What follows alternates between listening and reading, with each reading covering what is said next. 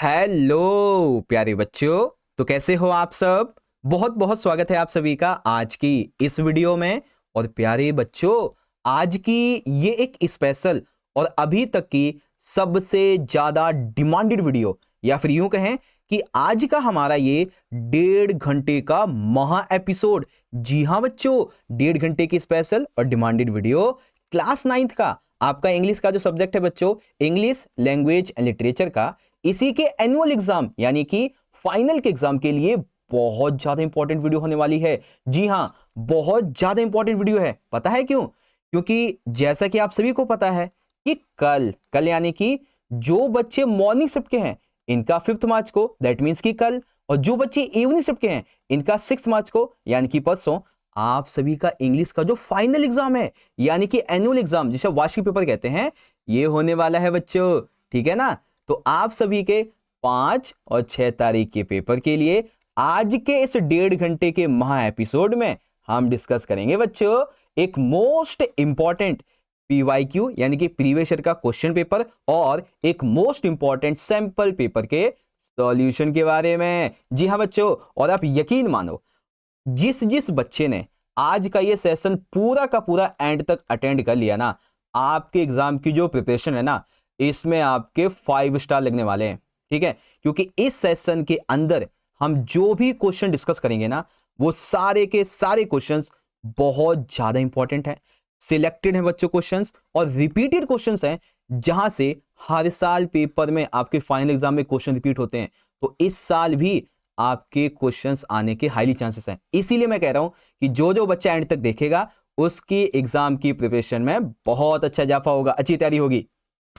Okay, और सबसे पहले हम पेपर के पैटर्न को समझते हैं और क्या क्या डिस्कस करने वाले हैं इसको समझते हैं। ठीक है?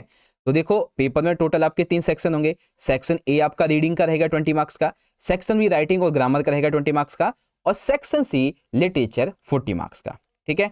अब देखो ध्यान से, सबसे पहले हम डिस्कस करेंगे सेक्शन नंबर ए, जो कि आपका रीडिंग का रहेगा। इसमें क्वेश्चन नंबर 1 आपका नॉर्मल पैसेज वाला रहेगा। इसकी आपको मैं बहुत अच्छे से प्रैक्टिस करवाऊंगा, समझाऊंगा कैसे करना होता है। सेकंड क्वेश्चन भी आपको बहुत अच्छे से समझाऊंगा, केस बेस्ड पैराग्राफ वाला। फिर डिस्कस करेंगे बच्चों सेक्शन नंबर बी, ग्रामर वाला। ठीक है? जिसमें ग्रामर क्या रहती है और राइटिंग वाले पार्ट, यानी कि पैराग्राफ राइटिंग कैसे करनी होती है बच्चों, डायरी एंट्री बढ़िया से बढ़िया कैसे करें, स्टोरी राइटिंग कैसे करें बच्चों, ये जितने भी आपके टॉपिक है ना, सारे के सारे टॉपिक हम डिस्कस करेंगे, अच्छे से समझाएंगे भी आपको। और इसी वीडियो में और हम समझेंगे सेक्शन नंबर सी, यानी कि लिटरेचर। ठीक है? जिसमें आपकी बिहाइव के जितनी भी आपकी पोएम्स हैं, जितनी भी आपके चैप्टर्स हैं, इनके मोस्ट इंपॉर्टेंट क्वेश्चंस तो होंगे ही, साथ ही मूवमेंट्स की किताब के भी 3 नंबर में, 6 नंबर में जितने भी इंपॉर्टेंट क्वेश्चंस हो सकते हैं सब रहेंगे बच्चों इसमें।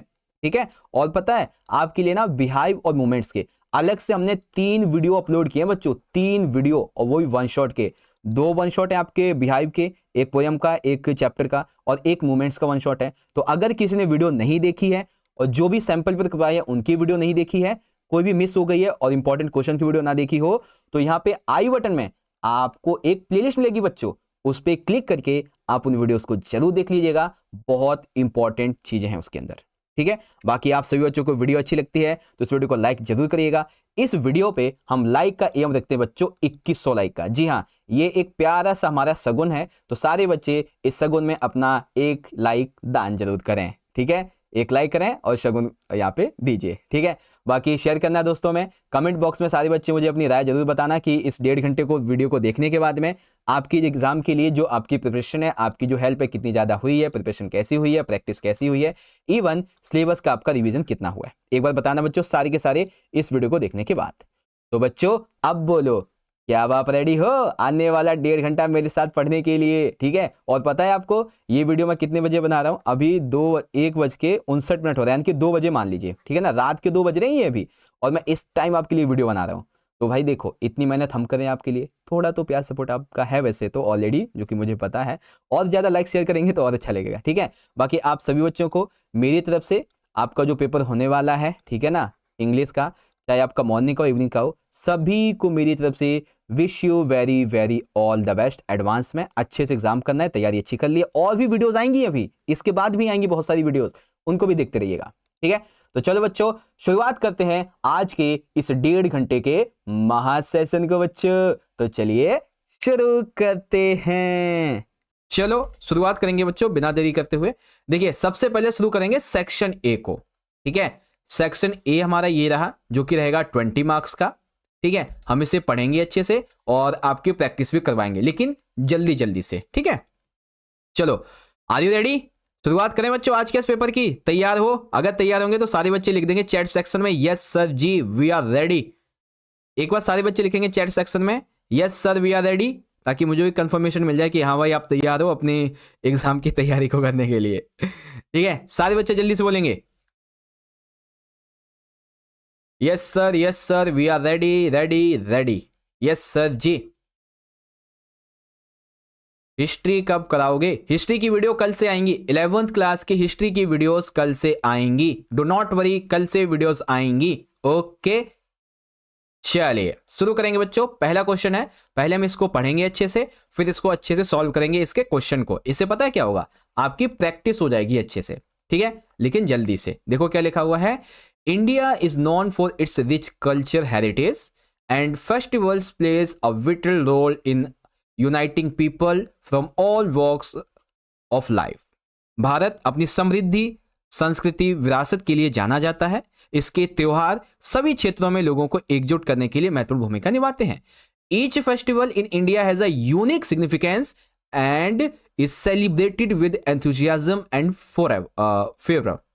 ठीक है, हर त्योहार का हर क्षेत्र में लोगों को एकजुट करने के लिए महत्वपूर्ण भूमिका तो निभाते ही हैं, साथ ही साथ भारत में प्रत्येक त्योहार का ना एक अनूठा महत्व है। उन्हें उत्साह के साथ जोश के साथ मनाया जाता है। These festivals are not just time for social gathering but are deeply rooted in tradition, spirituality and culture values। ये जो हमारे फेस्टिवल्स है ना, वो सिर्फ ये नहीं कि हम सिर्फ एक साथ मिलके इनको सेलिब्रेट करें, बल्कि ये हमारी परंपरा है, ये हमारी संस्कृति है, ये हमारे सांस्कृतिक वैल्यूज हैं ये। ठीक है, इस तरीके से। अब जैसे कि one of the most widely celebrated festival in India is Diwali. Bharat में सबसे ज्यादा मनाए जाने वाले त्योहारों में से एक है Diwali, the festival of lights, जो कि रोशनी का त्योहार है। It marks the victory of light over darkness and good ever evil. ये अंधकार पर प्रकाश की जीत, बुराई पर अच्छाई की जीत का प्रतीक है। People decorate their homes with oil lamps, जिसे हम दिया कहते हैं, and brushed fireworks symbolising the dispelling of darkness. वो अंधेरे पर जीत पाने के लिए दिए वगैरह को जगाते हैं, है ना, जो कि सिंबलाइज करते हैं कि हाँ हम अंधेरे पे विजय प्राप्त कर रहे हैं, कुछ ऐसा हम अपने घर को डेकोरेट करते हैं। Diwali also holds religious significance as it is believe to be day lord Ram return to Ayodhya after defeating the demon king Ravana. ठीक है, हम इसे इसलिए भी मनाते हैं क्योंकि इस दिन ऐसा माना जाता है भगवान श्री राम जी जो थे वो राक्षस राजा रावण उसको हराकर अयोध्या लौटे थे। ठीक है, और भी यहाँ पे कुछ है, जैसे कि another major festival is Holi, एक और त्योहार है प्रमुख Holi, the festival of colours which significance the arrival of spring and triumph of good over evil. एक और प्रमुख त्योहार है होली, जो कि रंगों का त्योहार है, जो वसंत के आगमन का और बुराई पर अच्छाई की जीत का प्रतीक है। During Holi people throw coloured powder at each other, dance, enjoying festival foods. Holi के टाइम पे क्या होता है, हम एक दूसरे पे कलर फेंकते हैं, डांस करते हैं, मस्त एंजॉय करते हैं। अभी होली आने वाली भी है ना। The festival also has a deeper spiritual meaning. इस ये जो फेस्टिवल है ना, इसका एक डीपर मीनिंग भी है। It as it is celebrates the bond of love and friendship while commemorating and mythological story of Prahlad devotion of Lord Vishnu। ठीक है, लॉर्ड विष्णु के एक भक्त के नाते प्रहलाद का ये जो माइथोलॉजिकल स्टोरी है उसके ऊपर ये होली मनाई जाती है। ठीक है, अगला Navratri, a 9-night festival dedicated to worship of goddess Durga is celebrated with great enthusiasm especially in Gujarat and Maharashtra।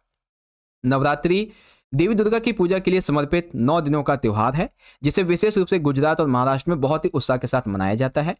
People perform traditional dances like Garba, Dandiya and the festival symbolise the victory of good over evil as Durga defeated the क्या नाम, वफलो demon Mahishasura, ठीक है, वो जो एक था ना महिषासुर, उसको उन्होंने मार दिया था, है ना, उसी की विक्ट्री के ऊपर ही बताया जाता है। ओके, गरबा डांडिया वगैरह खेला जाता है, ये चीज। These festivals not only bring Joy, जितने फेस्टिवल ऊपर हमने पढ़े, चाहे होली हो, नवरात्रि हो, what ever, these festival not only bring Joy, also help preserve culture traditions and promote harmony among diverse communities. ये त्यौहार न से केवल खुशियां लाते हैं, बल्कि हमारी सांस्कृतिक परंपरा को संरक्षित करने और विभिन्न समुदायों के बीच में सद्भाव को बढ़ावा देने में मदद करते हैं। दे ब्रिंग पीपल टुगेदर, ये पीपल्स को एक साथ लाते हैं। इनकरेज एक्ट्स ऑफ काइंडनेस, लोगों के अंदर दयालुता का भाव लाते हैं। And provide a sense of belongings in individuals, ठीक है, हम अपने जो क्या नाम व्यक्तिगत कार्य उनको करते हैं, ठीक है, हमारी जो अपनेपन की भावना होती है वो पनपती है। The joy and spirit of these festivals are an essential part of Indian culture, have been passed down through generation, इस तरीके से जनरेशंस, है ना, यही त्यौहार हमारे आने वाली पीढ़ियों तक भी चलते रहते हैं और उनके अंदर भी भावनाओं को विकसित करते रहते हैं, ठीक है। चलो, अब आपसे मैं क्वेश्चन पूछूंगा, जितने बच्चे सेशन में ज्वाइन हो ना, सारे के सारे बच्चे उन क्वेश्चन का आंसर करें, ठीक है। पहला एमसीक्यू का क्वेश्चन, पहला MCQ, what does Diwali celebrate, हम दिवाली को क्यों मनाते हैं बच्चों? सारे बच्चे आंसर करेंगे, इसका क्या आंसर होगा कि why we celebrate the Diwali, हम दिवाली क्यों मनाते हैं। जल्दी से आंसर करेंगे सारे बच्चे, एकदम जल्दी से। Very good, most of the बच्चों का राइट आंसर है, हम दिवाली मनाते हैं the victory of light over darkness, यानी कि बुराई की अच्छाई पर जीत, प्रकाश की अंधकार पर जीत, इसके लिए मनाते हैं। सी कौन कह रहा है द बॉन्ड ऑफ लव, नहीं, द बॉन्ड ऑफ लव नहीं है, the victory of light over darkness है, ठीक है। Second question, consider the following statement about Indian festival, Indian festivals के बारे में हमें कुछ यहाँ पे इंफॉर्मेशन दी जा रही है, जैसे कि Diwali symbolise the victory of good over evil, यानी कि जो होता है ना क्या नाम, इविल के ऊपर गुड की जो विक्ट्री हुई है, दैट में सिंपल सी बात है, अच्छाई की बुराई पे जीत, है ना, दिवाली इसको सिंबलाइज करती है। Holi is celebrated with coloured powder and significance of the arrival of winter, क्या ये सर्दी का प्रतीक होता है कि सर्दी आ रही है? नहीं, बल्कि किसका होता है, वसंत आने का प्रतीक होता है। हालांकि ये ठीक है कि हम कलर के माध्यम से इसको मनाते हैं, लेकिन ये विंटर, ये साइन है विंटर के आने का, ये गलत है। Navratri is describe to worship of goddess Durga, हाँ ये बात तो सही है भाई, है ना। Festivals helps in preserving culture traditions and promoting harmony, हाँ ये भी ठीक है। दैट मीन्स 1 2 तो गलत है, 1 3 4 ये हमारे सही हो जाएंगे, ठीक है। दैट इज वाई हमारा ऑप्शन ए एकदम करेक्ट है बच्चों, ठीक है। अगला question, what is the significance of Holi, बच्चों होली क्यों मनाई जाती है, ठीक है, होली क्यों मनाई जाती है? अभी हमने पढ़ा था बच्चों, it signifies the arrival of spring and the triumph of good over evil, है ना, वो जो प्रहलाद की कहानी है ना, उसी से संबंधित है और ये स्प्रिंग के अराइवल का साइन होता है।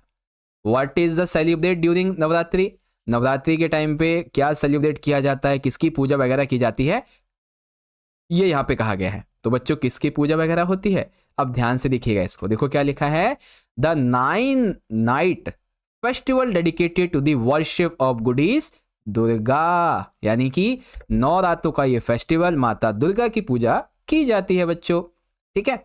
अब हम एक नंबर के 2 नंबर के क्वेश्चन देखेंगे फटाफट से और जल्दी से। What is the spiritual significance of Holi, यानी कि जो होली है बच्चों, इसके सांस्कृतिक आध्यात्मिक क्या महत्व है बच्चों? तो Holi celebrates the bond of love friendship while also commemorating Prahlad devotion to lord Shiva, lord Vishnu है, शिवा तो भगवान शिव हो गए, लॉर्ड विष्णु। होली प्रेम मित्रता के बंधन का उत्सव है, यह साथ ही भगवान विष्णु के प्रति प्रहलाद की जो भक्ति की परंपरा है इसको स्मरण कराता है। How does Diwali promote to spirit of unity, Diwali एकता की भावना को कैसे बढ़ाती है बच्चों? Diwali promotes unity by bringing people together to celebrate light over darkness and good over evil, fostering acts of kindness and love. Diwali ये जो है ना, अंधकार पर प्रकाश और बुराई पर अच्छाई की जीत का उत्सव मनाने का मौका है। लोग एक साथ मिलकर एकता को बढ़ावा देते हैं, दयालुता प्रेम के कार्य को बढ़ावा देते हैं। Why are festivals like Diwali and Navratri important in Indian culture, जितने भी हमारे फेस्टिवल्स हैं वो इंडियन कल्चर के लिए इंपॉर्टेंट क्यों है बच्चों? Festivals like Diwali and Navratri are important as they preserve culture traditions, ये जितने भी फेस्टिवल्स होते हैं ना, ये हमारे कल्चर ट्रेडिशंस को सुरक्षित रखते हैं, आगे बढ़ाते हैं। प्रमोट स्पिरिचुअलिटी, वो आध्यात्मिकता को आगे बढ़ाते हैं। And bring people together to celebrate shared values of good triumphing over evil. ठीक है, ये एक साथ मिलकर हमें सेलिब्रेट करनी चाहिए, और साथ ही साथ ये जो जीते जागते मूल्य हैं उसको बढ़ावा देने का एक पार्ट भी है, इस तरीके से कह सकते हो आप। ठीक है, सो ये हो गया आपका यहाँ पे। अब देखते हैं इसका अगला वाला पार्ट क्वेश्चन कि how does Holi symbolise the arrival of spring. तो होली जो है बच्चों कैसे स्प्रिंग के आने का उद्देश्य देती है। तो Holi celebrates the arrival of spring by using colours which symbolise the blooming of flowers and blooming the flowers and renewal of life while also marking the victory of good over evil। इस तरीके से करते हैं। ठीक है, सो पहला वाला हमारा यहाँ पे जो कंप्लीट है ये हो चुका है, हमारा सबसे पहला पैसेज। एंड आई नो कि आपको अच्छे समझ में आ चुका होगा, है ना, अच्छी प्रैक्टिस हुई होगी। चलिए नेक्स्ट डिस्कस करते हैं बच्चों। अब हम एक काम करते हैं, ये जो सेकंड वाला है ना, ये आपके लिए मैं छोड़ देता हूँ, आप इसको पढ़ लेना अच्छे से, आप चाहो तो इसकी प्रैक्टिस कर लेना बाद में। ये पूरा का पूरा आपको मैं दिखा देता हूँ। मैं ना आपको सीधा सेक्शन बी की तरफ लेके चलता हूँ। ठीक है, सेक्शन बी की तरफ, जो कि आपके लिए इंपॉर्टेंट है, आप इसको चाहो तो पढ़ सकते हो। ओके, चलो सेक्शन बी डिस्कस करते हैं बच्चों। अब यहाँ पे ना मैं आपसे क्वेश्चन पूछूंगा, आप ना मुझे आंसर करना। ठीक है, इसीलिए मैं देखो आंसर वैसे मैंने लिख रखा है, क्या सही है क्या नहीं, मैं आपसे पूछूंगा पहले। सेक्शन बी 20 मार्क्स का रहेगा, एक रहेगा राइटिंग स्किल 10 मार्क्स का, एक ग्रामर का। तो पहले ग्रामर 10 नंबर की करेंगे, फिर आपकी राइटिंग स्किल 10 नंबर की करेंगे। तो पहले ग्रामर पे आ जाते हैं जल्दी से। ठीक है, पहले हम लोग ग्रामर को डिस्कस करते हैं फटाफट से। तो बच्चों हमारा पहला क्वेश्चन है थर्ड का कि complete any 10 out of 12 1 marks के 10 क्वेश्चन। जैसे पहला क्वेश्चन है fill in the blanks with the correct option of the complete the sentence. हमें ये सेंटेंस कंप्लीट करना है। तो इसमें क्या आएगा बच्चों, सारे बच्चे मुझे आंसर करें, क्या आएगा।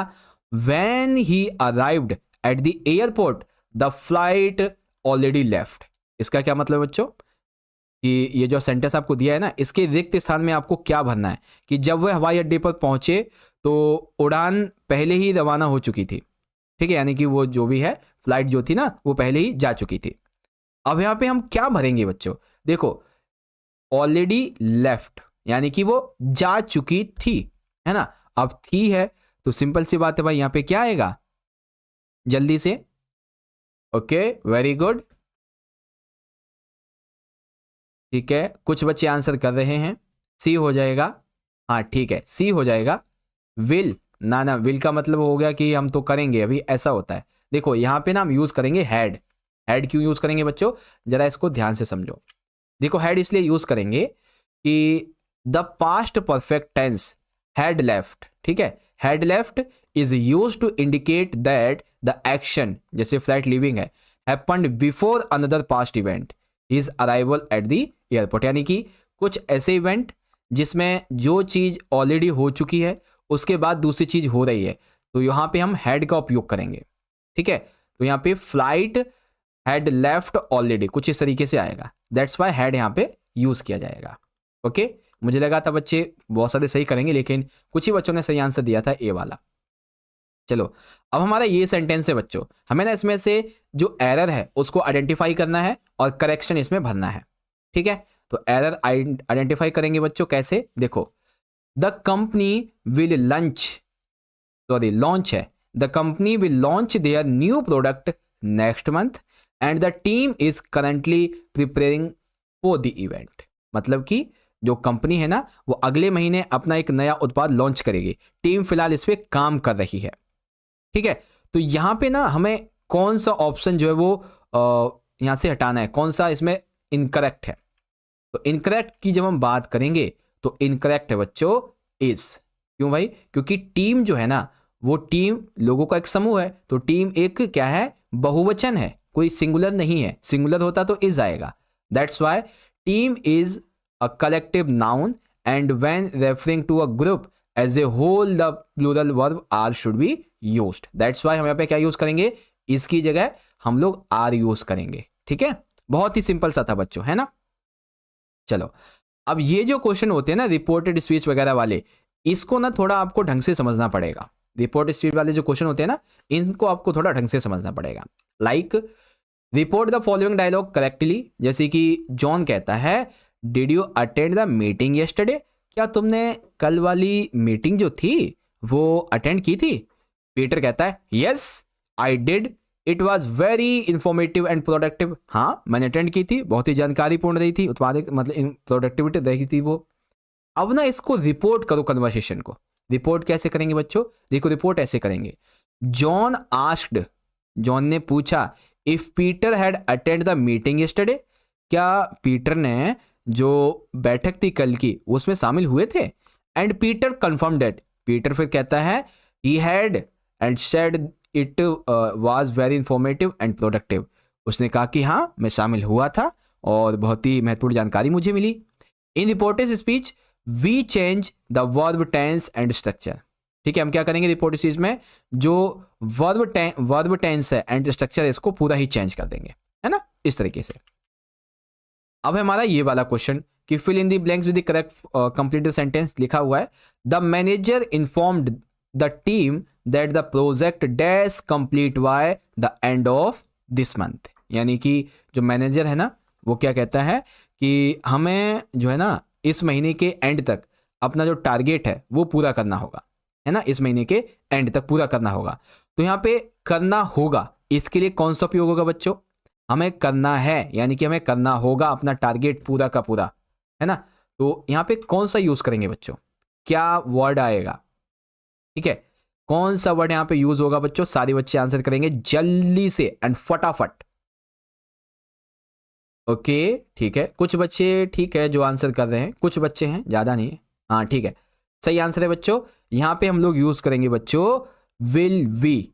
अब विल बी उपयोग क्यों करेंगे? देखो हम उपयोग करेंगे will be because of that the future tense will be used to indicate that the project will be completed at some point in the future. यानी कि यहाँ पे क्या है कि project will be completed the end of the month, यानी कि future की एक एग्जैक्ट टाइमिंग को बता रहा है कि मंथ के एंड तक ये पूरा करना है। तो ऐसे टाइम पे हम विल बी यूज करेंगे, ठीक है, क्योंकि ये फ्यूचर में होने वाला है। अब है बच्चों हमारा ये वाला क्वेश्चन पांचवा कि by the time we reach the station the train dash already left. यानी कि जब तक मैं स्टेशन पहुंचे ट्रेन वहां से रवाना हो चुकी थी। तो सेम अभी जो हमने किया था, जब तक हम पहुंचे वहां पे ट्रेन जा चुकी थी, तो सेम वही कॉन्सेप्ट आ जाएगा, फिर से हम हैड यूज करेंगे। ठीक है, क्यों करेंगे भाई? क्योंकि हैड लेफ्ट क्या दर्शाता है कि कोई चीज जो ऑलरेडी हो चुकी है उसके बाद में एक प्रेजेंट काम कुछ और हो रहा है, दैट्स व्हाई। ओके अच्छा, अब है बच्चों यहाँ पे हमारा आइडेंटिफाई एरर एंड सेंटेंस। तो she ask me why had I not replied to her email earlier. यानी कि उसने मुझसे पूछा कि मैंने उसके ईमेल का पहले जवाब क्यों नहीं दिया। तो यहाँ पे क्या एरर है? एरर है बच्चों हैड। क्यों? क्योंकि जो हैड है ना, वाई हैड आई, तो यहाँ पे ना जो आई और हैड है ये इधर उधर हो जाएंगे, हैड की जगह आई हैड आ जाएगा। ठीक है, she ask me that, sorry she ask me why I had not replied to her email earlier. ठीक है, तो in reported question the word order should be I had instead of had I changed, इस तरीके से। ठीक है, तो error and correction का आपका ये कॉन्सेप्ट इस तरीके से रहने वाला है, जो कि आपको मे भी समझ में आ चुका होगा। ठीक है, क्वेश्चन नंबर 7, ठीक है, 7वें में है, ये फिल ब्लैंक समय पूरा करना है। The scientist explain that the new discovery dash be tested in the laboratory before could be published. अब आप ध्यान से देखो, कोई भी चीज पब्लिश होने वाली है, ठीक है, पहले से उसका पूरा मतलब समझो। वैज्ञानिकों ने यह बताया कि नई खोज को प्रकाशित करने के लिए पहले प्रयोगशाला में परीक्षण नहीं किया जाएगा, है ना, कुड बी पब्लिश्ड, इस तरीके से। तो यहां पे हमें क्या यूज करना है? हम यूज करेंगे बच्चों शुड, कि हमें करना चाहिए, टेस्ट करना चाहिए उसको। क्यों? क्योंकि should is use to indicate advice और एक्सपेक्टेशन। ठीक है, यहां पे हम एडवाइस कर रहे हैं कि कुड हमें उसको उपयोग करना चाहिए, could be publish, that's why यहां पे शुड आएगा, है ना। The scientist expects that the discovery will need testing before publication, that is why. अब यह बच्चों हमारा रिपोर्टेड क्वेश्चन वाला आंसर। तो क्वेश्चन देखेंगे, टॉम कहता है why did not you come to the last party. तुम कल पार्टी में, लास्ट नाइट जो पार्टी हुई थी उसमें क्यों नहीं आए थे। लिली कहती है I had too much work to do and I was feeling tired. मैं बहुत ज़्यादा थक चुकी थी, मुझे बहुत सारा काम और करना था। आंसर लिखेंगे टॉम आस्क्ड, इसको रिपोर्टेड में कन्वर्ट करना है। Tom asked why Lily had not come to the party the previous night and Lily explain that she had too much work to do and was feeling tired. ठीक है, तो इस तरीके से रिपोर्टेड क्वेश्चन में हम इसको चेंज कर देंगे। ओके, अब हमारा यहाँ पे अगला क्वेश्चन फिर से फिल ब्लैंक्स है कि the students were excited because they dash the results of their final exam. ठीक है, अब यहाँ पे देखो क्या है, स्टूडेंट्स है ना वो बहुत ज्यादा एक्साइटेड है क्योंकि आज उन्हें अपना जो रिजल्ट है वो मिलने वाला है। ठीक है, उन्हें आज अपना रिजल्ट मिलने वाला है। तो यहाँ पे हम क्या यूज करेंगे बच्चों, जल्दी से सोचो क्या यूज करेंगे। जो बच्चा आंसर करेगा आई विल श्योर कि आपकी तैयारी बहुत अच्छी होगी, है ना। आंसर करें सारे बच्चे, वेरी गुड। यहां पे यूज होगा रिसीव्ड। ठीक है, क्या मतलब हुआ इसका, इसका मतलब ये हुआ कि बच्चे उत्साहित थे क्योंकि उन्हें अपनी अंतिम परीक्षा का परिणाम मिल गया था, तो यहां पे रिसीव्ड आ जाएगा। ठीक है, the past tense received is used here because action happened in the past, क्योंकि एक्शन हो चुका। क्वेश्चन 10th फिर से एक और हमें वही चीजें करनी है। वेल आप इनका क्वेश्चन का आंसर देख सकते हैं, इसमें विल भी आ जाएगा यहाँ पे। ठीक है, प्रैक्टिस कर लेना इसकी। और इस रिपोर्टेड क्वेश्चन को देखेंगे तो बॉस एम्प्लॉय के बीच में क्या बात हो रही है। ठीक है, और आंसर कैसे है, क्या रीजन है इसका, वो भी देख सकते हैं। क्या ठीक है क्या नहीं, वो भी आप इसीलिए यहाँ से पढ़ सकते हो। ठीक है, ऑलमोस्ट मैंने चीजें आपको समझा दी हैं। ओके जी सर, चलो अब हम लोग आते हैं राइटिंग वाले सेक्शन पे। ठीक है, हाँ बिल्कुल, अब हम लोग आ चुके हैं राइटिंग वाले सेक्शन पे। जी हाँ जी हाँ, राइटिंग वाले सेक्शन पे आ चुके हैं बच्चों। किस पे, राइटिंग वाले सेक्शन पे। जी हाँ सर बिल्कुल, राइटिंग वाले सेक्शन पे आ चुके हैं। जल्दी से इसको कंप्लीट करते हैं राइटिंग वाले सेक्शन को, जल्दी से। देखो क्या है, क्वेश्चन 4 है कि attempt anyone from A and B 100 to 120 words. तो सबसे पहला यहाँ पे दिया हुआ है ए वाला। देखो चौथे क्वेश्चन में आपको ना क्या राइटिंग करनी होगी, पैराग्राफ राइटिंग करनी होगी। 2 क्वेश्चन होंगे आपके पैराग्राफ राइटिंग के। ठीक है, क्वेश्चन 4 में, और यही आपको करने होंगे। ओके, तो चलो देखते हैं कैसे क्वेश्चन है, क्या हमें करना है। तो यहाँ पे पहला क्वेश्चन हमारा ये है, reading books offers numerous benefits from improving vocabulary to fostering empathy. किताबें पढ़ने से हमारी शब्दावली वोकेबलरी अच्छी होती है और साथ ही हमारी सहानुभूति बढ़ाने में कई लाभ मिलते हैं। Discuss how reading books has impacted your life, it's benefit it provides. ठीक है, the benefits it provides and how it contribute to personal growth and learning. आपको चर्चा करनी है किताबें पढ़ने से आपके जीवन पे क्या प्रभाव पड़ता है, इसके क्या लाभ मिलते हैं व्यक्तिगत जीवन पे और कोई कुछ नई नई स्किल सीखने में। इसी पे आपको पैराग्राफ राइटिंग करनी है 100 शब्दों से 120 शब्दों में। आपको अपना टाइटल भी देना है, जो भी आप पैराग्राफ राइटिंग करोगे ना आपको उसका टाइटल भी देना है बच्चों। क्या देना है, टाइटल। चलो टाइटल देते हैं इसको। देखो टाइटल है हमारा the benefit of reading books. Title क्या है, the benefit of reading books. तो कैसे लिखेंगे बच्चों, देखो पैराग्राफ राइटिंग में आप अपनी तरफ से जो भी आपको आता है वो लिख दो सीधा सीधा। जैसे कि reading books has numerous benefits that extend beyond just gaining knowledge. बच्चों कहा गया है कि किताबें पढ़ने के कई लाभ होते हैं जिसे ज्ञान प्राप्त करने से कहीं ज्यादा कहा गया है। Books are the gateway to different worlds offering readers to chance to experience new perspective cultures and ideas. किताबें अलग अलग दुनियाओं के प्रवेश द्वार होते हैं जो पाठकों को नए दृष्टिकोण और संस्कृति विचारों का अनुभव कराने का मौका देती हैं। Reading regularly improves vocabulary, comprehension and cultural thinking skills. It also enhances focus and concentration, and it requires undivided attention. That means देखो reading regularly improves vocabulary, daily basis पे पढ़ते हैं तो हमारी वोकेबलरी अच्छी होती है, हमारी सोचने विचारने की शक्ति अच्छी होती है, क्रिटिकल थिंकिंग हमारी अच्छी बढ़ती है और साथ ही साथ हमारा फोकस भी बढ़ता है, कंसंट्रेशन अच्छा होता है ना, अटेंशन अच्छा बढ़ता है। In addition to academic advantages, इससे हमारी एकेडमिक एडवांटेजेस भी होते हैं, हमारे अच्छा एग्जाम जाता है, परीक्षा की तैयारी अच्छी होती है। Reading provides emotional and psychological benefits by helping to reduce stress and anxiety. पढ़ने से हमारे इमोशनल और हमें फिजिकली बेनिफिट्स होते हैं, हम स्ट्रेस से दूर होते हैं, हमारी एंग्जाइटी खत्म होती है। Fiction books in particularly allow readers to escape from reality and immerse themselves in imagination worlds, while non-fiction books can expand one's understanding of various topics। यानी कि फिक्शन किताबें पाठकों को वास्तविकता से बचने और काल्पनिक दुनिया में डूबने का मौका देती हैं, जबकि नॉन फिक्शन किताबें जो होती हैं वो विषयों को समझ के विस्तार को और बढ़ाते हैं। मोreover, इसके अलावा reading encourages empathy as it allows individuals to connect with characters and experience that are different from their own, whether for personal growth, relaxation or entertainment. Reading is an enriching activity that promotes intellectual development and emotional well-being। Simple सी बात है, पढ़ाई जो है ना, वो reading जो है वो व्यक्तिगत विकास, मनोरंजन और हमारी समृद्धि के लिए बहुत ज़्यादा ज़रूरी है, चाहे वो हमारा मेंटली डेवलपमेंट हो, इमोशनली डेवलपमेंट हो, फिजिकली डेवलपमेंट हो, हर एक चीज़ के लिए। ठीक है, तो इस तरीके से आप इसको लिखेंगे एंड आई होप आपको ढंग से समझ में आ चुका होगा। हाँ जी सर, बिल्कुल बिल्कुल बिल्कुल। चलिए अगला देखते हैं। तो ये तो हो गया हमारा पहला वाला पैराग्राफ राइटिंग का क्वेश्चन।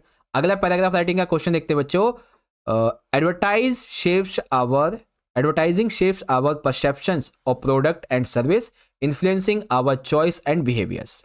दैट मीन्स आज के टाइम पे जो विज्ञापन है ना, उन्हें उत्पादों और सेवाओं के बारे में हमारी जो धारणा है वो आकार दे रही है, उसको हमारी पसंद और व्यवहार को ये प्रभावित कर रही है। Advertising industry discuss the positive and negative effects of advertising on individuals social values and consumer habits. आपको ये चर्चा करनी है कि सामाजिक मूल्यों, उपभोक्ता आदतों पर ये जो एडवर्टीजमेंट है इसके नेगेटिव और पॉजिटिव इंपैक्ट क्या पड़ते हैं। ठीक है, इस पे पैराग्राफ राइटिंग करनी है और आपको एक टाइटल भी देना है इसका। ठीक है, तो चलो लिखते हैं भाई। ओके देखो बच्चों, तो टाइटल है the impact of advertising on society. ठीक है, विज्ञापन का समाज पे क्या प्रभाव है। तो देखो, advertising has a significant impact on society. विज्ञापन का समाज पे महत्वपूर्ण प्रभाव पड़ता है। Shaping consumer behaviour and influencing opinions. Advertising उपभोक्ता के व्यवहार को आकार देता है, उसकी राय को प्रभावित करता है। Advertisements create awareness about products and service, encouraging people to buy things they may not have initially considered। यानी कि एडवर्टीजमेंट जो है ना, वो उत्पादों सेवाओं के बारे में लोगों की जागरूकता पैदा करता है, उन्हें ऐसी चीज़ें खरीदने के लिए प्रोत्साहित करता है जिनके बारे में उन्हें कुछ पता भी ना हो, है ना, ऐसी चीज़ों को खरीदने के लिए मजबूर करता है ये advertising industry. While advertising helps business grow and provides consumer with information about new products, it can also promote unrealistic beauty standards, materialism and unhealthy lifestyle। Advertising जो होती है ना बच्चों, ये हमें जानकारी तो देती है, चलो ठीक है, लेकिन ना ये एक तरीके से ऐसे मान लो कि लोगों को भ्रम में भी डालती है। ठीक है, अनरियलिस्टिक जो ब्यूटी है, जो मेटलिज्म है, जो अनहेल्दी लाइफस्टाइल है, उसको बढ़ावा देती है। ठीक है, इसके अलावा फॉर इंस्टेंस, उदाहरण के लिए यहाँ पे आएंगे तो many ads depict on idealised version of life that can lead the dissatisfaction among people who may feel that they do not measure up the portrait standards। ठीक है, हम जब विज्ञापन देखते हैं तो क्या सोचते हैं, यार इसके पास देखो इतना पैसा है, इस चीज़ को यूज़ कर रहा है तो कितना इसको फ़ायदा मिल रहा है ना, एडवर्टीजमेंट देख के। लेकिन ऐसा एक्चुअल में होता नहीं है ना। बाकी और भी चीज़ें हैं, ये पढ़ सकते हैं कि ultimately advertising has both positive and negative effects on society and it is essential for customer to critically evaluate the message they receive. ठीक है, हमें बस ये समझना होगा कि जो हमें मैसेज मिला है वो एक्चुअल में सही है या नहीं है, इस बारे में। ओके, सो चलो अगला क्वेश्चन देखते हैं बच्चों, क्वेश्चन नंबर 5। अब यहाँ पे क्या करना है, हमें ना एक स्टोरी दी जा रही है, इसे कंप्लीट करना है, जिसकी हमें शुरुआत कुछ इस तरीके करनी है और टाइटल भी इसको देना है। जैसे कि one holiday stands out in my memory as the most special. That means, इसका मतलब है कि एक छुट्टी, एक हॉलीडे मेरी यादों में सबसे खास है। It was the time I went on family trip to the beach. ये वो समय था जब मैं अपने परिवार के साथ में बीच पे ट्रिप के लिए गया था। द सन वॉज शाइनिंग, सूरज चमक रहा था, and the waves was perfect for swimming, और जो लहरें थी वो एकदम परफेक्ट थी स्विमिंग करने के लिए। But what made the trip truly memorable was, लेकिन मेरी ट्रिप को, मेरी यात्रा को काफ़ी यादगार बना दिया एक इंसिडेंट्स ने। वो इंसिडेंट्स क्या था, उसी को हमें कंटिन्यू करना है, स्टोरी बनानी है। तो चलो स्टोरी बनाएंगे। तो है माई फेवरेबल हॉलीडे मेमोरी, ठीक है, topic title my favourite holiday memory. तो कैसे लिखेंगे बच्चों, पहले शुरुआत में वही चीज़ें लिख देंगे जो हमने ऊपर लिखी हैं, है ना, सेम टू सेम। जैसे कि one holiday stands out in my memory as the most special, it was the time I went on family trip to beach, the sun was shining and the waves were perfect for swimming, but what made the trip truly memorable was when I built the biggest sandcastle with my younger brother। सबसे जो यादगार चीज़ थी वो ये थी कि मैंने अपने छोटे भाई के साथ सबसे बड़ा रेत का महल बनाया। We spent hours designing it, adding towards क्या नाम है, एडिंग टावर्स एंड वॉल्स। हमें कई घंटे लगे इसको डिज़ाइन करने में, उसके टावर और दीवारों को जोड़ने में। इन द इवनिंग, शाम के समय, we set around a bonfire and roasted marshmallows. हमने शाम के समय आग जलाई, चारों ओर बैठे और हमने जो थी ना जो मार्श मेलो है, ठीक है, मार्श मेलो ये भूनते रहे, ठीक है। My parents told us stories, हमारे मम्मी पापा ने मुझे कहानियाँ सुनाई। And we all Seng songs, और हमने गाने गाए। That holiday was full of Joy, ये हॉलीडे बहुत ही जॉय रखा था, laughter and beautiful memories. It will always be my favourite holiday memory, और ये मेरे लिए बहुत ही फेवरेट हॉलीडे मेमोरी रही थी। इसके अलावा बच्चों मैं आपको कुछ और यहाँ पे दिखा देता हूँ स्टोरी राइटिंग की, जैसे कि a visit to the zoo, ठीक है, ये भी एक स्टोरी राइटिंग है, a visit to the zoo, ये भी आप देख सकते हैं स्टोरी राइटिंग है आपकी, है ना। इसके अलावा एक और स्टोरी राइटिंग आपको मैं दिखा देता हूं, जैसे कि अ सरप्राइज बर्थडे पार्टी। बच्चों बर्थडे पार्टी के बारे में आपका या तो डायरी लेखन आ सकता है, याद रखिएगा, ठीक है, डायरी लेखन आ सकता है, या फिर आपका जो पैराग्राफ राइटिंग है वो आ सकता है, कुछ भी आ सकता है इस मामले में। तो इसीलिए आप इसको अच्छे से करके जाइएगा। चलो अगला क्वेश्चन देखते हैं हम, पांचवे का दूसरा। तो पांचवे के दूसरे में हमें डायरी एंट्री करनी है। तो क्या है बच्चों, यू आर विनय और Nikita studying in class 9th, आपका नाम विनय निकिता, 9th क्लास में आप पढ़ते हैं। You show a person in need and donate some money to them, आपने देखा कि एक ऐसा व्यक्ति है कि जिसे ना थोड़ा पैसा चाहिए, उसे बहुत ज़्यादा जरूरी है, नीड है, तो आपने कुछ पैसा डोनेट किया। Right diary entry about your experience, अब आपको अपने एक्सपीरियंस के बारे में एक डायरी एंट्री लिखनी है कि कुछ हिंट दिए गए हैं, donate money, feeling of kindness, helping others, इस तरीके से, है ना। तो डायरी एंट्री के लिए बच्चों सबसे पहले हम देते हैं अपना टाइटल, ठीक है। टाइटल क्या है, donating money to a person in need, ठीक है। टाइटल क्या दे दिया मैंने, किसी जरूरतमंद व्यक्ति को दान में पैसा दिया, इस तरीके से। तो ये तो हो गया हमारा डायरी लेखन के लिए, डायरी एंट्री के लिए टॉपिक। अब आएगी हमारी डेट, तो डेट लिख देंगे, पूरी डेट लिखेंगे बच्चों, 28 फरवरी, 29 फरवरी, ठीक है, या फिर 1 मार्च 2025, पूरी date. Dear diary, today I was elderly man, today I saw an elderly man sitting on the sidewalks, मैंने फुटपाथ पे एक बुजुर्ग व्यक्ति को बैठे हुए देखा, ठीक है। लुकिंग टायर्ड एंड हंग्री, बहुत ही थका हुआ था और भूखा दिख रहा था। एज आई पास्ट हिम, जब मैं उसके पास से गुजरा, I felt a strong urge to help, मुझे कुछ ऐसा लगा कि कोई पुकार रहा है, उसने मुझे पुकारा मदद करने के लिए।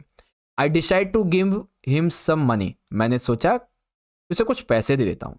And his face light up with gratitude, और जैसे मैंने कहा कि मैं तुम्हें कुछ पैसे दे रही हूँ, ठीक है, फिर कुछ पैसे दे रहा हूँ, तो वो कृतज्ञ वो चमक उठा, उसके चेहरे पे एक अजीब सी स्माइल आ गई। ही थैंक्ड मी, उसने मुझे धन्यवाद कहा। And it made me feel really happy to have helped, और इसने मुझे बहुत ज़्यादा खुश कर दिया एक तरीके से कि मैंने किसी की हेल्प की है, मैं इस लायक हूँ। It was not a big amount, मैंने कोई ज़्यादा बड़े पैसे नहीं दिए थे, but I was enough to help him get a meal, मतलब मैंने इसने कोई ज़्यादा पैसे 2-4 हज़ार नहीं दिए थे, मैंने इतने दिए थे कि हाँ वो एक बार का खाना खा सके 2-4 बार का। This simple act of kindness made me realise how fortunate I am and how important it is to help others when we can. इससे मुझे पता चला कि काइंडनेस क्या होती है और साथ ही साथ जब भी जरूरत हो किसी को, अगर हम मदद कर सके तो उसकी मदद जरूर करनी चाहिए। I hope to do more for those who need and encourage others to do the same. ठीक है, यानी कि मैं उम्मीद करती हूं कि और मैं लोगों को भी ऐसा करने के लिए प्रोत्साहित करूंगी। विद काइंडनेस विनय निकिता। ठीक है, with kindness Vinay and Nikita. इस तरीके से आपका ये कॉन्सेप्ट पूरा हो गया बच्चों। ठीक है, डायरी लेखन का ये हो गया बच्चों। एक बार सारे मुझे ये बताओ कि क्या आपको डायरी लेखन का 1 से 2 एग्जाम्पल और देखना है? 1-2 एग्जाम्पल डायरी लेखन के और देखने हैं आपको, जल्दी से बताएंगे। ठीक है, अगर 1-2 डायरी एंट्री के आपको एग्जाम्पल और देखने हैं तो जल्दी बताओ। हाँ जी सर, हाँ जी, हाँ जी, हाँ जी। यस सर, यस सर जी, जी सर, जी सर, जी sir. Okay, so wait a minute, मैं ना आपको 1 से 2 डायरी एंट्री के जो एग्जाम्पल है वो और दिखा देता हूँ। जैसे कि ये एक डायरी एंट्री बच्चों, team work in school project. ठीक है, team work in school project, तो सेम वैसे ही लिख देंगे और जो आपने फील किया, ठीक है, उसके बारे में, और जो इसकी क्लोजिंग है वो कर देंगे। ठीक है, और भी जैसे कि एक टॉपिक है stage performance at culture event, तो सेम वही कैटेगरी अपनाएंगे और जो आपने फील किया था वो लिख देंगे एंड एंडिंग करेंगे इस तरीके से। ओके, सो फाइनली यहां पे आप देख सकते हैं आज के सेशन का जो हमारा सेक्शन नंबर सी है, लिटरेचर टेक्स्ट बुक यानी कि beehive and supplementary reading text यानी कि मूवमेंट्स, इसकी किताब से वो हमारा यहां से शुरुआत हो जाता है। ठीक है, तो एक बार सारे बच्चे अटेंडेंस देंगे कि आप ज्वाइन हो चुके हैं। एक बच्चा कह रहा है सर वॉइस नहीं आ रही है। बच्चे मेरी तरफ से तो वॉइस एकदम क्लियर कट टू कट जा रही है। ठीक है, 1080p पे क्वालिटी भी जा रही है, ऑल थिंग्स आर क्लियर, है ना? हाँ जी, हाँ जी, हाँ जी, हाँ जी, हाँ जी, जी सर, जी सर, जी सर। चलो शुरू करेंगे बच्चों बिना देरी करते हुए। ठीक है बच्चों, जो भी बच्चा सेशन में ज्वाइन होता जाए ना, लाइक जरूर कर दीजिएगा बच्चों वीडियो को, इससे हमारा बहुत मोटिवेशन बढ़ता है आपके लिए ऐसे ही मेहनत करने के लिए। ठीक है, चलो शुरू करेंगे बच्चों। तो छठा क्वेश्चन है, इसमें ए और बी में से किसी एक को अटेम्प्ट करना है, 5 मार्क्स का रहने वाला है। तो बच्चों देखो यहाँ पे ना आपको मैं 2 एक्स्ट्रा एमसीक्यू करवाऊंगा जिससे कि आपकी प्रिपरेशन थोड़ी अच्छी हो जाएगी। ठीक है, अब जैसे कि यहाँ पे हम इसको ए वाले को पढ़ते हैं तो देखिए इसमें यहाँ पे क्या लिखा हुआ है, मैं ना इसको हटा देता हूँ एक बार फिर समझाता हूँ। ठीक है, देखो एक सेकेंड, इसे हम पढ़ेंगे पहले तो पूरा का पूरा, फिर आपको समझाएंगे क्या है ये। ठीक है, ये वो आपकी पोएम चैप्टर है ना, वो वाला क्या नाम है, द साउंड ऑफ म्यूजिक, उससे लिया गया है। ओके, देखो क्या लिखा है। In 2001 Ustad Bismillah Khan was awarded India's highest civilian award the Bharat Ratna. ठीक है, 2001 में उस्ताद बिस्मिल्लाह खान को भारत के सर्वोच्च नागरिक सम्मान भारत रत्न से सम्मानित किया गया। With the coveted award resting on his chest and his eyes glittering with rare happiness, he said, all I would like to say is teach your children music. This is Hindustan's richest tradition. Even the West is now coming to learn our music. हमें अपने बच्चों को music सिखाना चाहिए, ये हमारी सबसे महत्वपूर्ण परंपरा है हिंदुस्तान की, और आजकल जो वेस्टर्न लोग हैं वो भी हमारे म्यूजिक को सीखने के लिए आ रहे हैं। ठीक है, अब यहाँ पे हमने जब ये पैसेज पढ़ा, ठीक है, तो all I would like to say, तो यहाँ पे जो आई शब्द है बच्चों, ये आई शब्द, ये आई वर्ड किसके लिए यूज किया गया है? एक बार सारे बच्चे चैट सेक्शन में लिखेंगे कि आई वर्ड जो है वो किसके लिए यूज किया गया है बच्चों, जल्दी से बताएंगे सारे बच्चे किसके लिए यूज हुआ है बच्चों। ओके, मैं देख पा रहा हूं कई बच्चे सही आंसर कर रहे हैं, वेरी गुड वेरी गुड। आई जो है वो किसके लिए यूज हुआ है? प्रीतिराज, वेरी गुड, एकदम राइट आंसर आपका। और ठीक है, गेमिंग, गुलशन यादव, अंजू, अनुज, अंजलि, ठीक, वेरी गुड। बिस्मिल्लाह खान के लिए उपयोग किया गया, बहुत अच्छे। According to the passage dash is Hindustan richest tradition, गद्यांश के अनुसार हिंदुस्तान की सबसे समृद्ध परंपरा क्या है बच्चों? म्यूजिक। क्या है? म्यूजिक। ठीक है, question number 3, which of the following is an example to show the Hindustani music is popular in the world? कौन सा उदाहरण जो है ये दर्शाता है कि हिंदुस्तानी संगीत पूरे विश्व में लोकप्रिय है बच्चों? तो अभी अभी हमने पढ़ा, क्या पढ़ा था? Even the west is coming to learn our music. तो यहाँ पे देखेंगे ये दोनों एक ही लिख गए हैं, ठीक है। वेल यहाँ पे बी कह लीजिए, सी कह लीजिए, आपका दोनों ही राइट आंसर है, ठीक है। मिस्टेक हो गई है कि यहाँ पे दोनों एक ही लिख दिया मैंने, ओके। अब देखिए question number 4, the credit for bringing shehnai on to classical stage goes to. Shehnai को शास्त्रीय मंच पर लाने का श्रेय किसको दिया जाता है बच्चों? तो ये चैप्टर ही उसी पर बेस्ड है ना। ये जो आपका चैप्टर है ये उसी पे बेस्ड है, यानी कि तो क्या हो जाएगा बच्चों यहाँ पे? उस्ताद बिस्मिल्लाह खान, ठीक है। क्या? उस्ताद बिस्मिल्लाह खान, ओके। अगला देखो, why did Bismillah Khan refuse to start a shehnai school in the USA. Bismillah Khan को कहा गया कि तुम यूएसए के स्कूल में शहनाई बजाओगे, तो उन्होंने इनकार क्यों कर दिया, मना क्यों कर दिया था?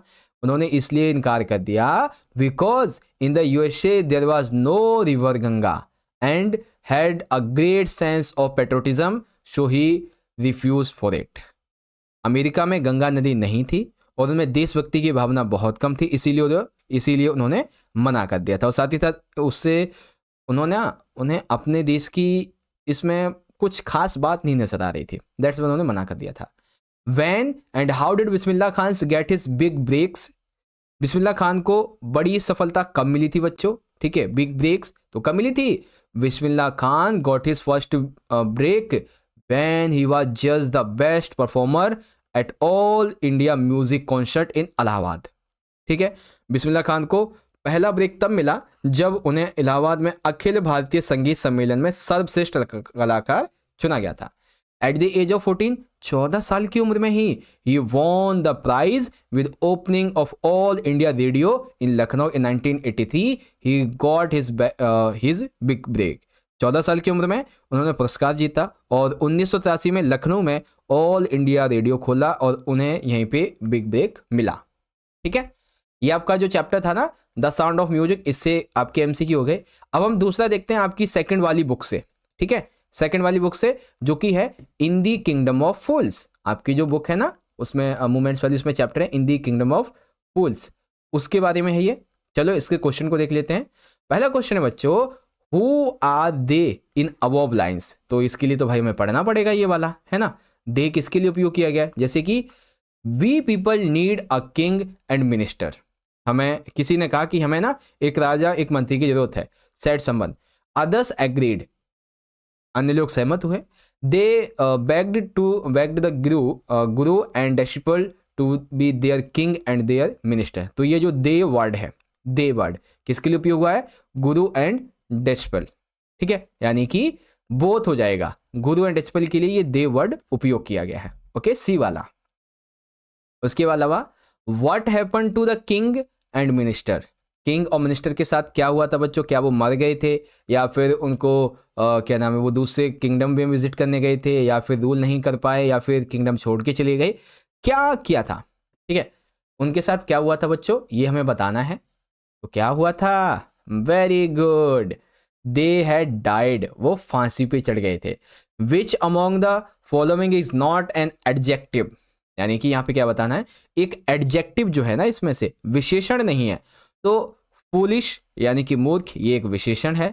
सिली नासमझ, ये विशेषण है। ओल्ड पुराना, ये भी विशेषण। लेकिन किंगडम मतलब राज्य होता है, तो ये विशेषण नहीं है, ये एक एडजेक्टिव नहीं है बच्चों। ठीक है, उसके अलावा देखेंगे what was the old law of the kingdom. Kingdom के पुराने लॉ क्या थे बच्चों? जैसे गुरु डेसिपल ने नए लॉ लागू कर दिए थे, तो उस मूर्ख राजा के टाइम पे क्या लॉ थे बच्चों? People slept during the day, लोगों को दिन में सोना पड़ता था। पीपल वर्क एट नाइट, वो रात में काम करते थे। Anything can be about for a single dudu, यानी कि कुछ भी वहां पे खरीदना है तो सिर्फ एक डूडू देना ही काफी था, एक डूडू में कुछ भी मिल जाता था, है ना। तो दैट्स वाई कौन सा ठीक हो जाएगा? Very good very good very good very good, C हो जाएगा। Okay, C C, very good, C. लेकिन डी है, ठीक है। मोस्ट ऑफ द बच्चे डी कह रहे हैं, एकदम राइट आंसर बच्चों आप सभी का। ठीक है, यहाँ पे देखो बहुत से बच्चे ज्वाइन है ना, तो इसीलिए मैं आपका नाम तो नहीं ले पाऊंगा, बट जो आंसर कर रहा है उसे पता है कि वो सही आंसर कर रहा है ना। चलो आप देखते हैं बच्चों, ये रहा हमारा ये पांचवा। What are the two strange things the guru and disciple find the kingdom of fools? ठीक है बच्चों, तो क्या क्या नाम है, What are the two strange thing? वो दो ऐसी क्या ऐसी चीजें थी जो गुरु एंड डिसिपल को उस किंगडम फूल्स में देखने को मिली, विचित्र चीजें। तो क्या थी? First was that the day was changed into night, उन्होंने देखा कि यहाँ पे जो दिन है वो रात में बदल गई है और रात दिन में बदल गया है। Second was everything cost in single dudu, वहां पे कुछ भी खरीदो उसके लिए सिर्फ एक डूडू देना पड़ता है, चाहे कीमत कितनी भी हो, है ना। Why does the disciple decide to stay in the kingdom fools, is it a good idea? मतलब कि जो शिष्य है उसने मूर्खों के राज्य में रहने का निर्णय क्यों लिया, क्या ये अच्छा विचार था? The disciple was fond of good food and got everything there at a very low cost. वो एक तो खाने का बहुत ज़्यादा आदी था और साथ ही साथ उसको सब कुछ बहुत ही सस्ते में मिल रहा था। So he decided to stay there, but it was not good idea, ये अच्छा आइडिया नहीं था। What are guru's words of wisdom, when does the disciple remember them? गुरु के ज्ञान भरे वचन क्या थे बच्चों? The guru told disciple that was a kingdom of fools and not a safe place to live in. ये मूर्खों का राज्य रहने योग्य नहीं है। He remembered these words when he was about to be executed. ये उसे तब याद शब्द आए जब उसे फांसी देने वाले थे राजा और मंत्री, तब उसे ये सब याद आया। ठीक है, ऐसे करके आप इसका आंसर लिखेंगे। सर इवनिंग के लिए भी ऐसा लाइव रखो बच्चों, इवनिंग हो या मॉर्निंग हो, दोनों के लिए ही हम लाइव क्लासेस अटेंड कर रहे हैं। ठीक है, दोनों के लिए हैं। ओके, चलो अब देखते हैं अगले वाले को। तो यहाँ पे अब हमारी पोयम से संबंधित क्वेश्चन शुरू हो जा रहे हैं। ठीक है, पोयम से संबंधित, जैसे कि आप देखेंगे ये है हमारा पोयम है, पोयम है हमारी ऑन किलिंग अ ट्री। ठीक है, ऑन किलिंग अ ट्री। अब ये उस पोयम की लाइंस हैं। आपको मैं सीधा क्वेश्चन करवाता हूँ, सारे बच्चे क्वेश्चन के आंसर करेंगे। Who is the poet of the above lines? तो सिंपल सी बात है बच्चों, ये जो आपका चैप्टर है ना, इसमें मतलब पोयम है, इसके जो राइटर है वो कौन है ये हमें बताना है। तो बच्चों ऑन किलिंग अ ट्री के राइटर कौन है आपके? जल्दी बताएंगे, राइटर कौन है आपके ऑन किलिंग अ ट्री के? सारे बच्चे जल्दी से आंसर कर देंगे। ओके, जल्दी से आंसर कर देंगे। सर समझ नहीं आया, क्या समझ नहीं आया बच्चे? अभी मैं देख रहा हूँ 100 प्लस बच्चे वॉचिंग पे हैं। ठीक है, 100 प्लस। ओके ओके, तो सी वाला हो जाएगा। ठीक है, कौन थे बच्चों? गिव पटेल। ठीक है, Gieve Patel. Question second, but his alone won't do it, this alone in the line refers to. देखो ध्यान से सुनो, but his alone won't do it, यानी कि उसके अकेले से ये नहीं हो पाएगा। इसका क्या मतलब है? ठीक है, इसका मतलब क्या है कि उससे अकेले नहीं हो पाएगा। हैकिंग, चॉपिंग, ब्लीडिंग, क्या उससे अकेले नहीं हो पाएगा बच्चों? ठीक है, उससे अकेले क्या नहीं हो पाएगा ये हमें यहाँ पे बताना है। तो क्या नहीं हो पाएगा बच्चों, जल्दी से बताएंगे, क्या नहीं हो पाएगा? तो बच्चों देखो यहाँ पे ना पेड़ की बात हो रही है और वो जो धरती है उसकी बात हो रही है ना। तो यहाँ पे क्या क्या नहीं हो पाएगा उससे? हैकिंग और चॉपिंग, ये दो ऐसे वर्ड हैं जो उससे नहीं हो पाएंगे। ठीक, question number third, according to the poem is hacking and chopping enough to kill a tree? यानी कि जो हैकिंग करना है या फिर उसको जो होता है ना काटना एक तरीके से, छोटी तरीके से, छोटा वर्ड, तो क्या इससे एक ट्री मर जाएगा, एक ट्री डेड हो जाएगा पूरा? नहीं, because no twice and branches branches will reappear near the ground. यानी कि नहीं, टहनियाँ और शाखाएं जो होती है ना वो जमीन के पास पुनः उभर आएंगी, है ना। अगर हम कोई पेड़ की एक टहनी काट देते हैं तो वहाँ से वो दोबारा से आ जाती है, खुदाई देते हैं तो वहाँ पे दोबारा से जो पपड़ी जैसी है वो जम जाती है और वहाँ से भी शाखाएं निकल आती हैं। तो हम बोलेंगे नहीं, हैकिंग या चॉपिंग से वो नहीं खराब होगा, है ना। Bleeding bark in the above line is example, यानी कि रक्तस्राव छाल, जैसे होता है ना कि हम चाकू से किसी पेड़ पे निशान जैसा बना देते हैं, तो ये किस चीज़ का एग्जाम्पल है बच्चों? रिपीटेशन, सिमिली, राइमिंग वर्ड्स या फिर मेटाफोर? क्या बच्चों ये मेटाफोर है? क्या है? मेटाफोर। ठीक है, अभी देखो आपको ना कुछ एमसीक्यू मैं करवाता हूं, तब आपको थोड़ा और ढंग से इसमें समझ में आएगा। कुछ और एमसीक्यूज लाइक जैसे ये वाला, जैसे आपकी जो पोएम है ना द वाइंड, इसका मैसेज क्या है बच्चों? जो पोयम है आपकी द वाइंड, इसका मैसेज क्या है? आंसर करेंगे सारे बच्चे एक बार, इसका मैसेज क्या है? देखते हैं कितने बच्चों को पता है, आंसर करेंगे। ओके, इस पोयम का मैसेज क्या है? The on killing a tree, on killing a tree, इसका मैसेज क्या है बच्चों? Save trees, cut trees, kill trees, plant more trees. Main message क्या है बच्चों इसका? Okay, very good, most of the बच्चे एकदम सही आंसर कर रहे हैं, बहुत अच्छे बहुत अच्छे। डी कौन है? Okay, very good. ओके, तो save trees is the right answer. देखो बच्चों, चैट सेक्शन में मैं सिर्फ उन्हीं चीजों पे ध्यान देता हूं जो मैं आपसे पूछ रहा हूं, बाकी आप जो बातें करो करते रहो, ठीक है? जो पढ़ने के लिए आए वो पढ़ते रहो केवल, और कोई फालतू की बातें नहीं करेगा। ओके, तीसरा question, which of the following means such as sudden rough blow? ठीक है, तो यहाँ पे जाब इसका सही राइट आंसर है। इसके अलावा अगर मैं आपसे ये पूछूं कि एक ट्री को ना ग्रो होने के लिए कौन कौन हेल्प करता है बच्चों, एक ट्री को ग्रो होने के लिए कौन कौन हेल्प करता है, तो आपका क्या आंसर होगा? ठीक है, आपका क्या आंसर होगा बताएंगे एक बार सारे बच्चे, कि अगर आपसे मैं ये पूछूं कि एक ट्री को बनाने के लिए कौन कौन यहाँ पे जो है ना मदद करता है? ठीक है, जल्दी से बताएंगे। हाँ बिल्कुल बिल्कुल, earth, sunlight, air, all of the above आपका एकदम करेक्ट आंसर है। ठीक है, ऑल ऑफ द अबव। अब इसी तरीके से हमारे कुछ क्वेश्चंस हैं, ठीक है? यहाँ पे आप देख सकते हैं क्वेश्चन है, कुछ क्वेश्चन यहाँ पे मैंने आपको करवा रखे हैं, जैसे कि what is the meaning of anchoring earth and earth cave? ठीक है, can a simple job of knife can kill a tree, why not? इस तरीके से और भी क्वेश्चन हैं, like what is the meaning of bleeding bark, what makes it bleed? ठीक है, इसका मतलब ये होगा कि छाल से खून बहने का क्या मतलब है और क्यों निकलता है आखिरकार? जैसे पेड़ होती है ना, उसे हम खुरच देते हैं तो उससे ना एक तरीके से जो रस जैसा निकलता है थोड़ा बहुत, वो उसको हम यहाँ पे बोलते हैं bleeding bark.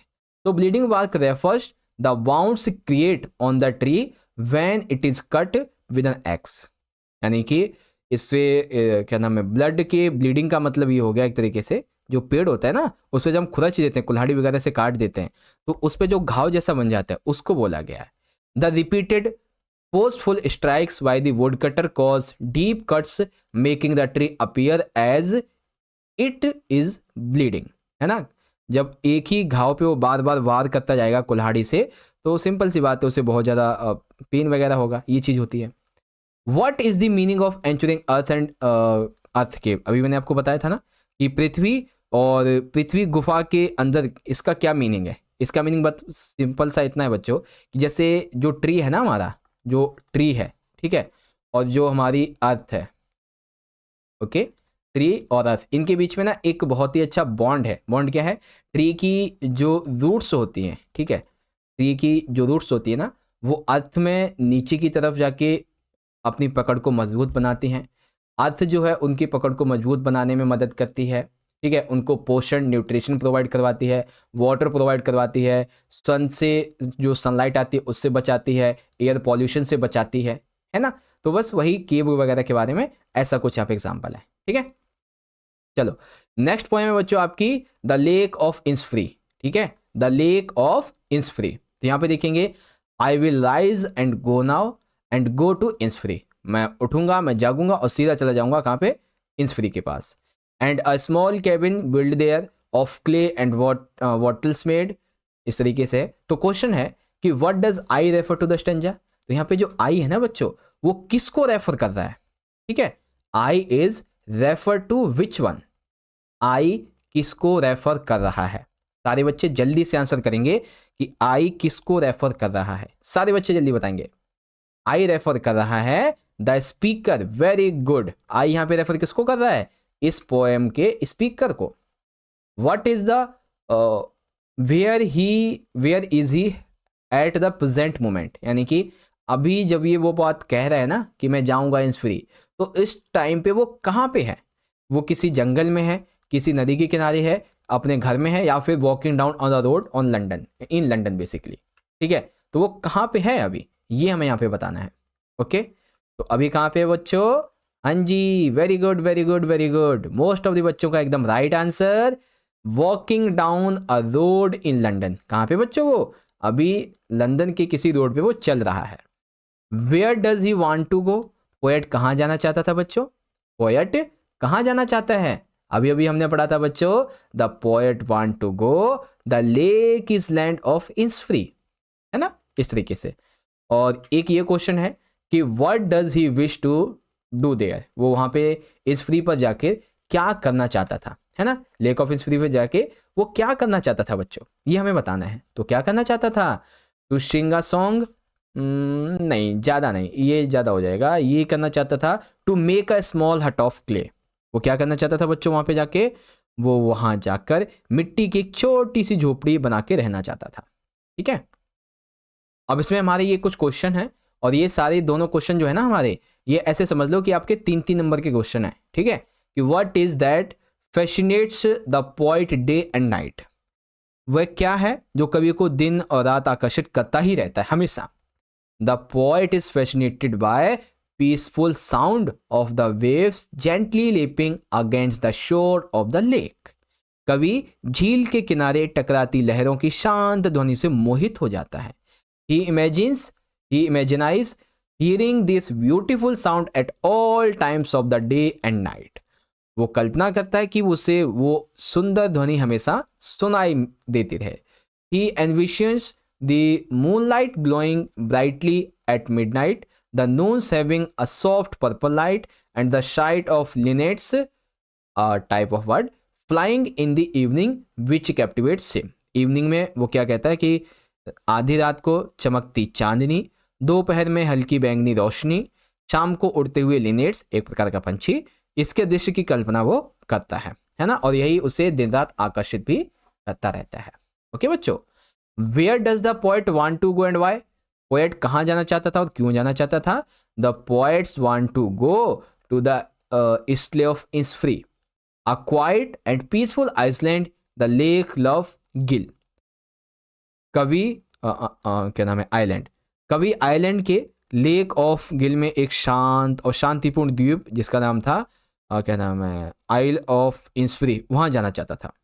He wish to escape the noisy and busy life in the city and live in place where he can experience peace and solitude, यानी कि वो इस शोरगुल की दुनिया से, इस व्यस्त जीवन से बचकर ऐसी जगह जाना चाहता था जहाँ शांति हो, एकांत मिले उसे। The Iceland represents a calm retreat where he can find serenity away from the chores of city life. ये द्वीप बहुत ही शांति वाला था, यहाँ पे कोई भी जो है ज़्यादा लोग आते जाते नहीं थे, शांति थी और कोई प्राइवेट जैसा कुछ नहीं था यहाँ पे, है ना, तो सिटी लाइफ से काफ़ी अच्छा था ये चीज़ यहाँ पे बताई गई है।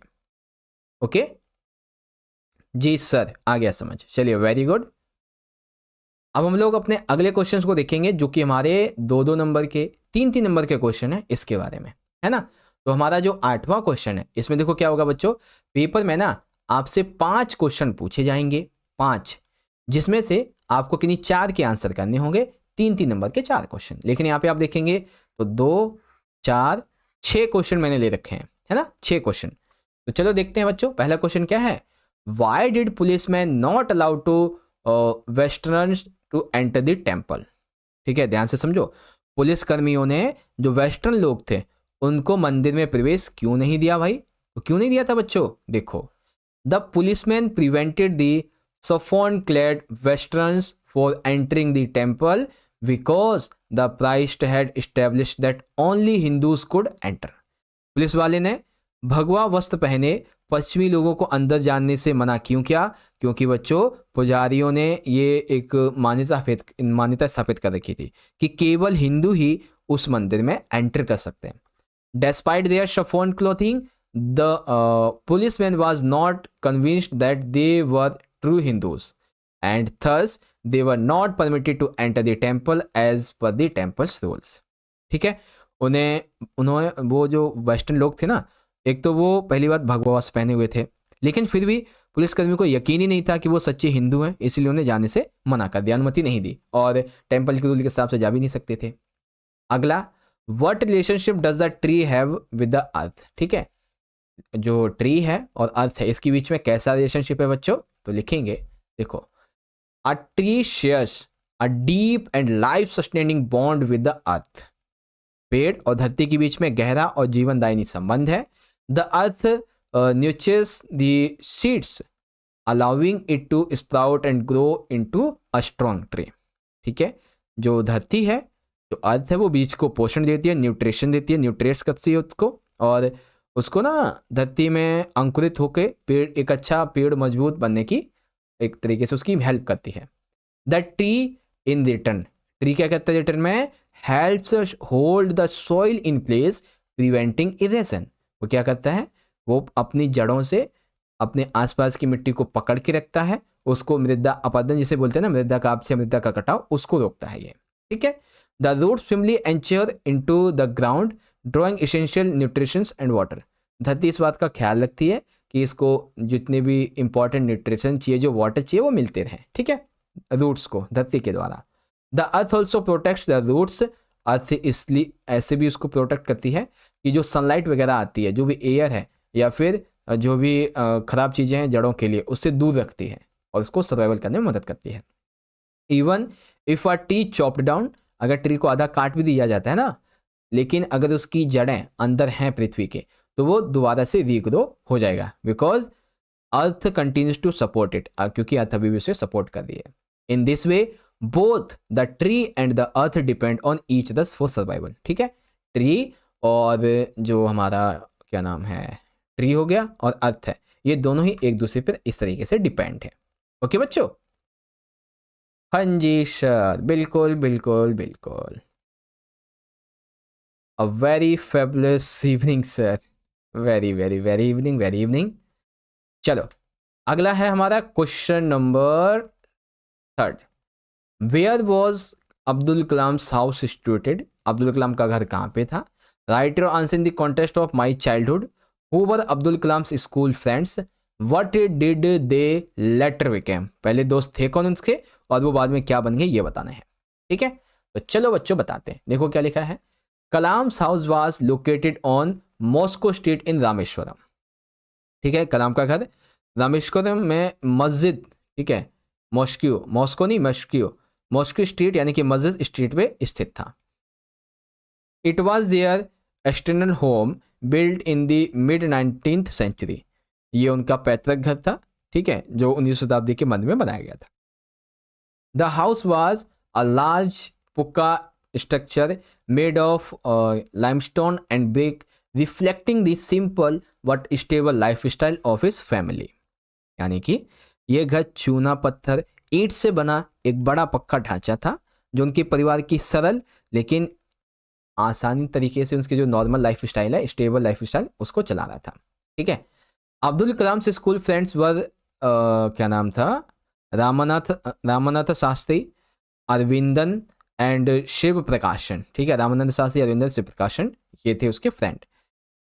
Ramanand took over the priesthood of Rameswaram temple from his father. जो रामानाथ था उसके पिता ने रामेश्वर मंदिर में पुजारी का पद संभलवाया उसको। Aravindan joined the business of arranging transport of visiting pilgrims. और ठीक है, अरविंदन जो था उसने तीर्थयात्रियों के लिए परिवहन की व्यवस्था करने के होते हैं जिसे टूरिस्ट गाइड टाइप में, वो उसने ये काम वो करने लगा। शिव प्रकाशन become the catering contractor of the southern railways. उसे दक्षिणी रेलवे में शिव प्रकाशन को खान पान का ठेकेदार बन गया वो, है ना। तो ऐसे करके तीनों अपने अपने काम पे अपने अपने फ्यूचर में सेट होके लग गए। ठीक है, ऐसे करके। चलो अगला क्वेश्चन देखते हैं बच्चों। अब है हमारा डी वाला। A holy man should not crush the lady, justify this statement, context of the poem a legend of Northland. बच्चों ये एक सही बात है क्या, कि एक पवित्र व्यक्ति जो है ना, एक होली मैन, उसको ना महिला को कभी श्राप नहीं देना चाहिए था। आपको इसके बारे में अपने विचार बताने, तो मैं लिखूंगा और मैं ढंग से बताऊंगा। A holy man is expected to show wisdom and mercy. बच्चों जो ये संत होते हैं ना, संत महात्मा, इन्हें ये ऐसे पवित्र व्यक्तियों को अपनी बुद्धि से काम लेना चाहिए था और दया दिखानी चाहिए थी उस महिला के प्रति। संत Peter through knowing for his teachings, जो संत पीटर वगैरह हो गए या जितने भी संत हैं, वो किस लिए जाने जाते हैं, अपने टीचिंग्स के लिए। Let his anger get to best of him, लेकिन उसने अपने दिमाग पे गुस्से को हावी होने दिया। Instead of teaching the women a lesson of kindness, ठीक है, जहां उसे उस संत को उस वुमेन को दयालुता का लेसन पढ़ाना चाहिए था, उसको सिखाना चाहिए था। ही क्रस्ट हर, श्राप दे दिया उसको। क्या श्राप दे दिया? Transforming her into a woodpecker, उसे एक कटवा फोड़ बना दिया जो चोंच मारता रहेगा लकड़ी में हमेशा। A holy man specially one of Saint Peter's stature should have show more mature and guided the woman toward redemption rather than punishing her so harshly।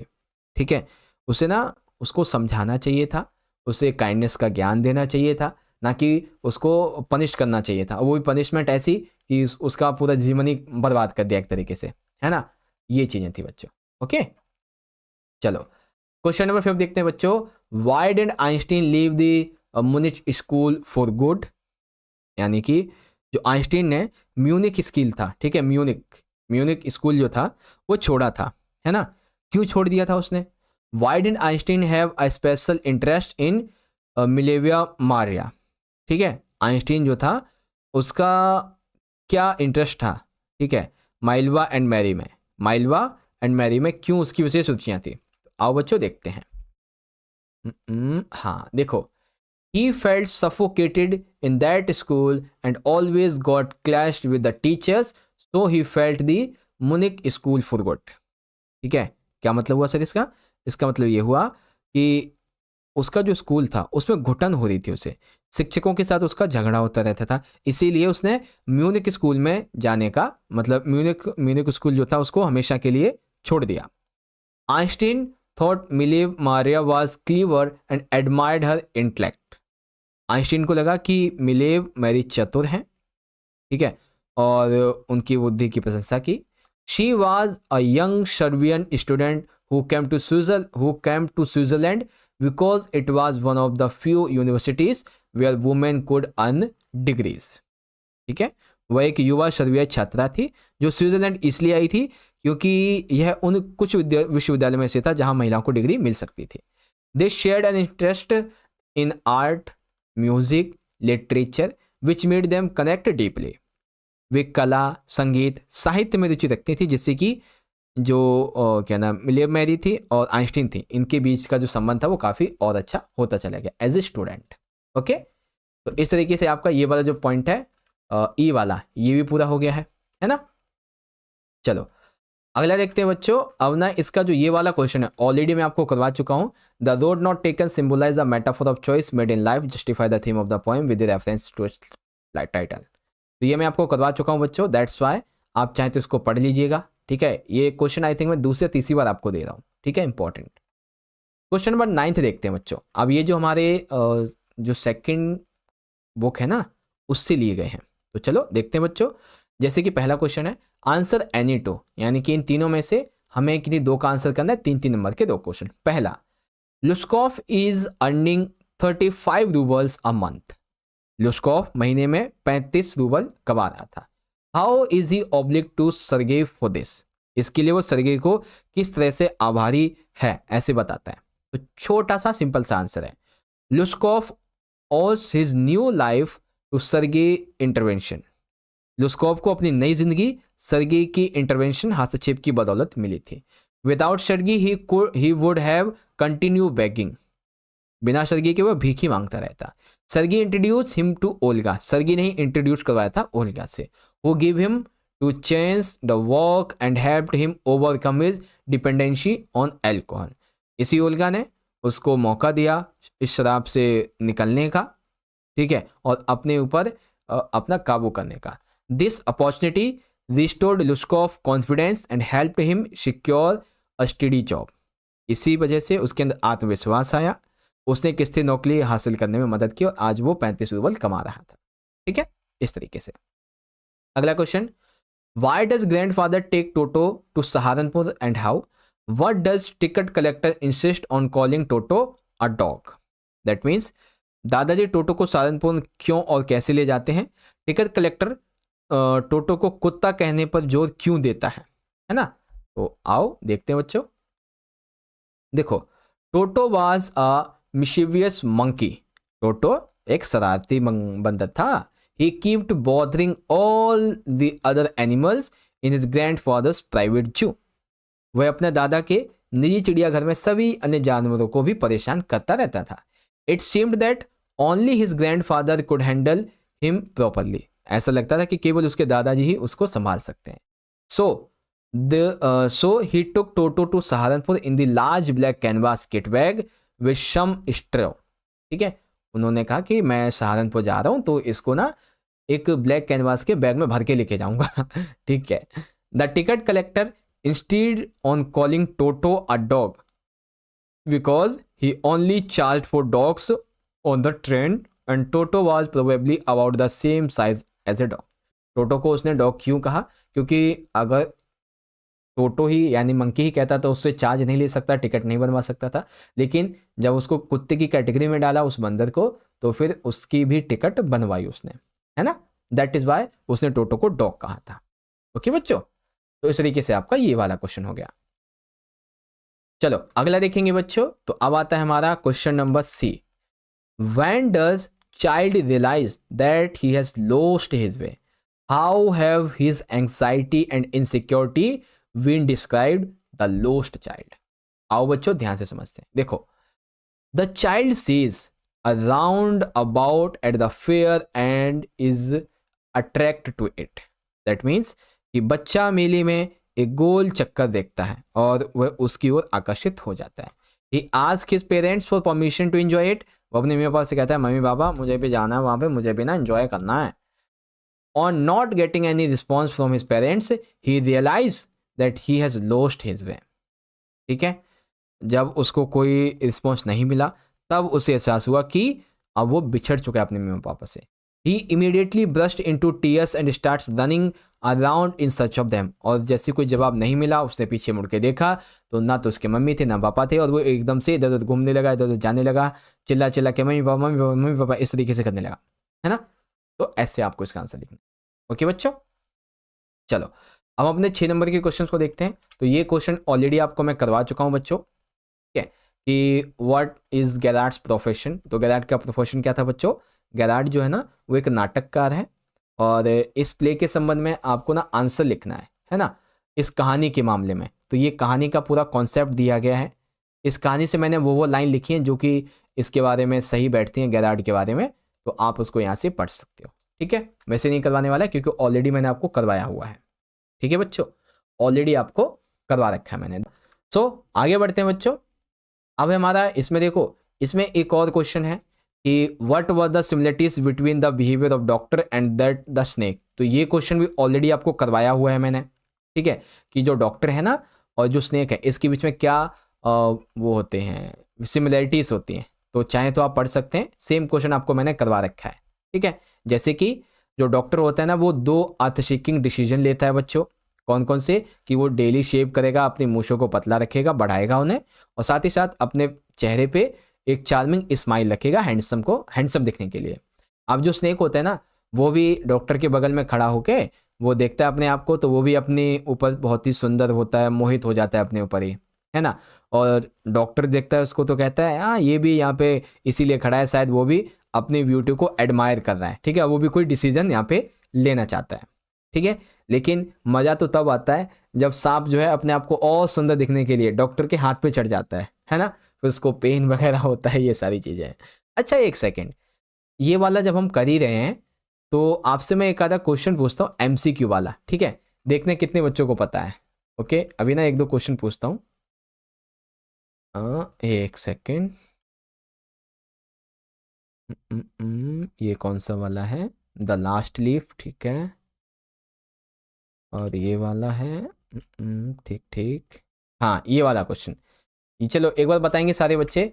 The doctor felt pain in his arm because उसके हाथ में दर्द हो रहा था, है ना. तो क्यों दर्द हो रहा था भाई उसके हाथ में? सारे बच्चे आंसर करेंगे एक बार. उसके हाथ में दर्द क्यों हो रहा था? जो डॉक्टर है उसके हाथ में पेन क्यों हो रहा था? देखते हैं कितने बच्चों को पता है. सर जी ज्योग्राफी की क्लास कब होगी 11th की? कल से सारी क्लासेस शुरू हो जाएंगी आपकी. ऑप्शन ए आंसर है. नहीं, ऑप्शन ए नहीं है बच्चे, ऑप्शन है the snake coiled around his arm. जो स्नेक था ना बच्चों, स्नेक वो उसके हाथों में एक तरीके से चिपट गया था, है ना.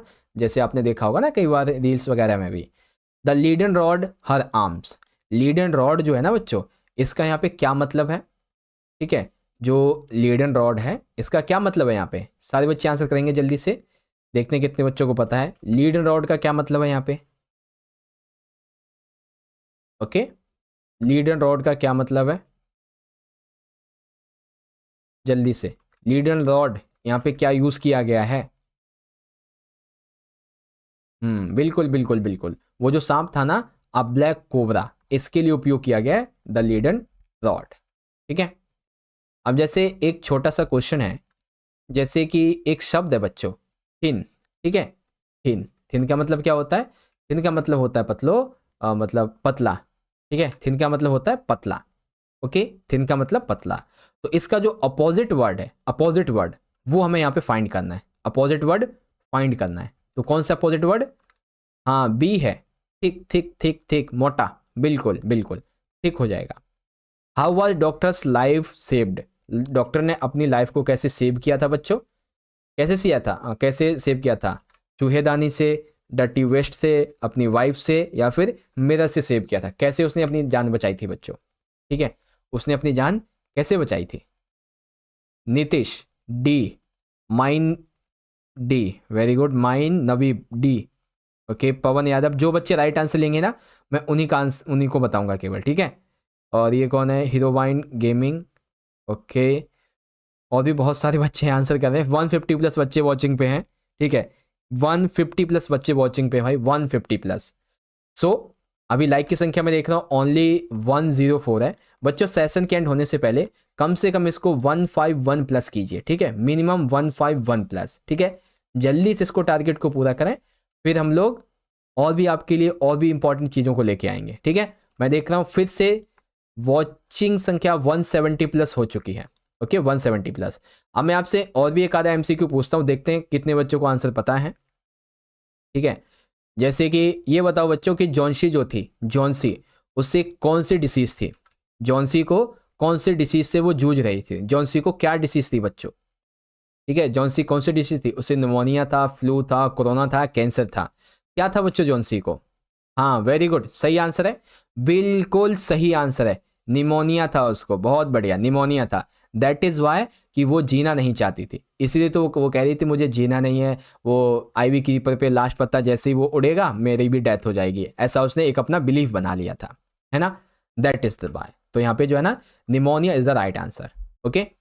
एंड इसके अलावा भी आप देखेंगे तो और भी क्वेश्चन है बच्चों, जैसे कि who does not want to live, कौन जीना नहीं चाहता था, तो जॉन्सी जो थी वो जीना नहीं चाहती थी। और भी कुछ क्वेश्चन पूछता हूँ आपसे मैं, जैसे कि अभी आपसे पूछूंगा, रुको। हाँ, जैसे ये वाला आपका जो चैप्टर है ना, इफ़ आई वरी यू, तो इसमें देखो एक इंट्रूडर है और एक गैराड है, घुसपैठिया और गैराड है।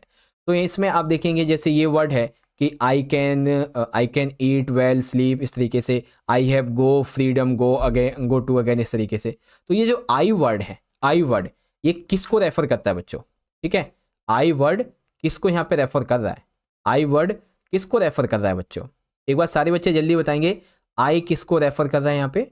हाँ बिल्कुल सही, आई जो है ना इंट्रूडर को रेफर कर रहा है, किसको, इंट्रूडर को यहाँ पे रेफर कर रहा है। मैंने आपको करवा रखा है बच्चों, मैं देख रहा हूँ कि कितने बच्चे अच्छी तैयारी कर रहे हैं, बहुत सारे बच्चे हैं जो एकदम सही सही आंसर कर रहे हैं। वेरी गुड बच्चों, आपकी तैयारी काफ़ी अच्छी है, ठीक है। मोस्ट ऑफ द बच्चे वैसे तो सही आंसर कर ही रहे हैं, ठीक है। और देखेंगे जैसे कि why has been hunted long enough, ठीक है, यानी कि उसको ना काफ़ी समय से ढूंढा जा रहा था, उस घुसपैठिए को, इंट्रूडर को, क्यों ढूंढा जा रहा था भाई, काफ़ी टाइम से। बताएंगे सारे बच्चे क्यों ढूंढा जा रहा था, जल्दी से बताएंगे एक बार। हाँ जी बिल्कुल, क्यों ढूंढ रहे थे, ठीक है। अब भाई एड्रेस वैड्रेस चाहिए तो दो चार क्या नाम है, चलो यहाँ पे काम करते हैं, हम जो करने आए हैं उस पर ध्यान देते हैं। देखो 11वां क्वेश्चन है, compare the contrast the author's life before and after the fire incidents, a house is not a home. बच्चों देखो, एक जो घर होता है ना, वो किसी कॉन्क्रीट मटेरियल से बना हो तो उसे हम कहते हैं होम, लेकिन वो हाउस कब बनता है बच्चों, प्यार से और उसमें रहने वाले लोगों से बनता है।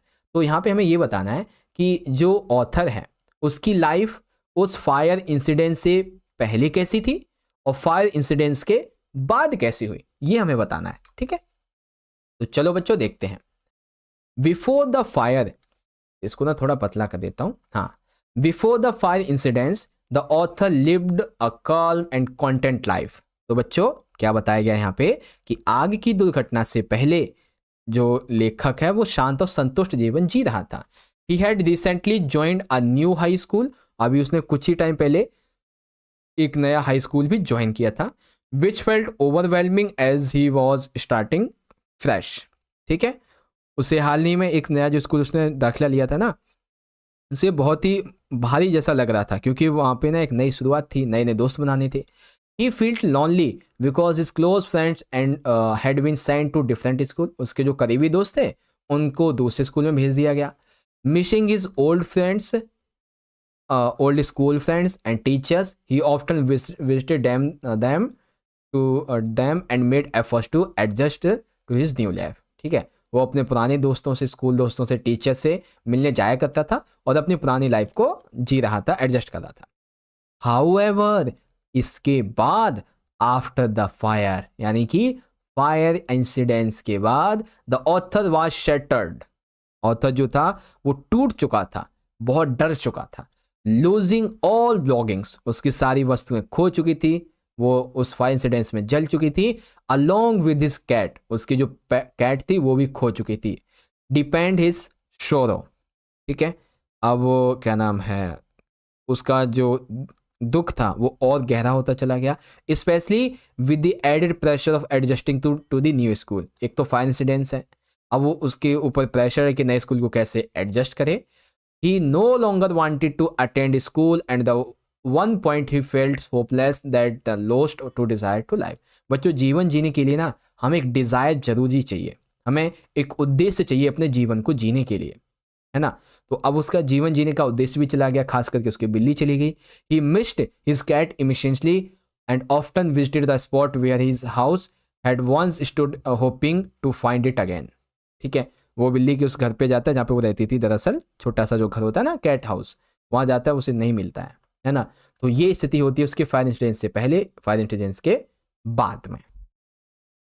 Okay, so this is the answer. ठीक है, मे बी आप समझ गए होंगे अच्छे तरीके से। चलिए अब इसके अगले क्वेश्चन को देखते हैं बच्चों। इसमें ना कई सारे क्वेश्चन है, ध्यान से देखना। How does Toto come to grandfather's private zoo? पहला क्वेश्चन, टोटो ग्रैंडफादर के प्राइवेट जू में कैसे आया। दूसरा, Toto was pretty monkey, in what sense Toto is pretty? Toto काफी सुंदर था, किस सेंस में सुंदर है ये बताओ। Give a character sketch of grandfather, grandfather का कैरेक्टर स्केच दीजिए। राइट और answer in the context the adventure of Toto. तीन क्वेश्चन छोटे छोटे हैं, चलो जल्दी से कर लेते हैं। तीन क्वेश्चन छोटे छोटे जल्दी से कर लेते हैं। वाओ क्या राइमिंग बन गई। देखो, ग्रैंडफादर और grandpa. Grandpa loved animals very much. Grandfather को, दादाजी को जानवरों से बहुत ही ज़्यादा प्यार था। One day he show his charming monkey with a horse carriage driver. एक दिन उन्होंने एक घोड़ा गाड़ी वाले के साथ इस आकर्षक बंदर को देखा। The monkey was very tired and did not like being there at all. वो बहुत ज़्यादा थका हुआ था, उसे वहाँ रहना बिल्कुल पसंद नहीं था, दादाजी को ऐसा लग रहा था। Grandpa loved animals very much, so he decided to buy Toto from the horse carriage driver and brought him for 5 rupees। ठीक है, उन्होंने सोचा मैं ही इसको खरीद लेता हूँ, तो उन्होंने घोड़ा गाड़ी वाले से टोटो को खरीदा और 5 रुपये में उसको खरीद के ले आए। टोटो हैड मिस्चीवियस मंकी, टोटो जो था वो काफ़ी शरारती था। पियरली वाइट टीथ, उसके सफ़ेद दांत थे। शार्प एंड विक्ड फिंगर्स, उसकी तीखी और शैतानी उंगलियां थी। And grateful tail that acted like a third hand, एक सुंदर पूंछ थी जो कि उसके तीसरे हाथ की तरह काम करती थी।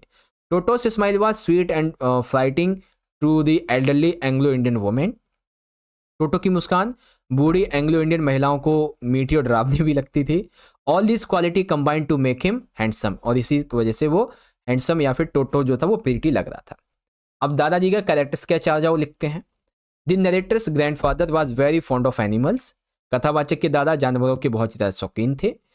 He loved animals so much that he build a private जू। वो जानवरों के बहुत ही शौकीन थे और वो जानवरों से बहुत ज़्यादा प्यार करते थे, इसीलिए उन्होंने अपना प्राइवेट जू भी बना रखा था। He did not mind spending money to buy animals and words even through his this behaviour carried the risk angering his wife.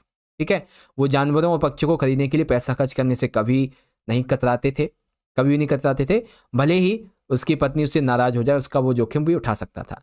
He had an admiring view of animals, उसका दादाजी का एक अलग ही नजरिया था, एडमायरिंग नजरिया था, प्रशंसात्मक नजरिया था एनिमल्स के प्रति, which is why he believe that tells enhance the good looks of any person. ठीक है, यही वजह है कि उनका मानना था कि पूंछ जो है ना वो किसी भी व्यक्ति के अच्छे रूप को निखारती है। दैट इज द आंसर जो कि आपको लिखना है। ओके बच्चों, तो यहां पे हमारा आज का ये वाला जो सैंपल पेपर है बच्चों वो पूरा हो चुका है।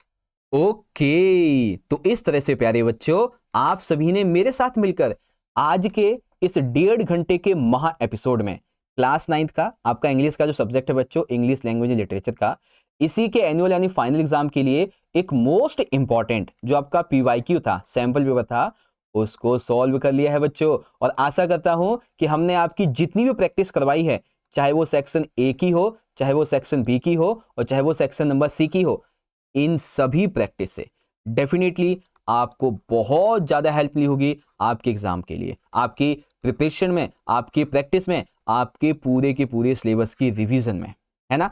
अब सारी बच्चे आप क्या करो, फटाफट से इस वीडियो के नीचे कमेंट बॉक्स में आ जाओ, ठीक है, और कमेंट बॉक्स में ईमानदारी से मुझे लिखकर ये बताओ कि जो जो क्वेश्चन आपको मैंने बताए हैं यहां से आपको कितना कितना समझ में आया है और कितनी अच्छी प्रैक्टिस हुई है। जल्दी से बताओ बच्चों, जितने भी आप सेशन में ज्वाइन हो, ठीक है, जल्दी से बताओ। और मैं जेन्युइनली आपकी राय जानना चाहता हूं। और जिस भी बच्चे ने वीडियो को लाइक नहीं किया है, हमारा टारगेट है 2100 यानी कि 2100 लाइक का। तो सारे बच्चे इस लाइक के सेशन को, जो कि शगुन रहेगा एक तरीके से, एक इस शगुन में एक लाइक अपना भी दान करें, शेयर करें अपने दोस्तों में, और आप मुझे इंस्टाग्राम पे चाहो तो फॉलो कर लीजिएगा। अब क्योंकि आपका ये लास्ट पेपर रहने वाला है ना, लास्ट एग्जाम है आपका इस साल के सेशन का 25-26 का। तो एक बार फिर से आप सभी को ऑल द बेस्ट आपके लास्ट एग्जाम के लिए, ठीक है ना, एडवांस में। बाकी अभी और भी वीडियोस आएंगी, चिंता मत करो, ये नहीं कि लास्ट हो गई है, अभी और भी वीडियोस आएंगे आपके, लाइव सेशन भी आएंगे, डोंट वरी, ठीक है ना। तो चलो बच्चों, मिलते हैं आपसे अगले सेशन में, अगली वीडियो में। तब तक के लिए पढ़ते रहिए, ख्याल रखिए अपना, बहुत बहुत धन्यवाद। जय हिंद, जय भारत, वंदे मातरम।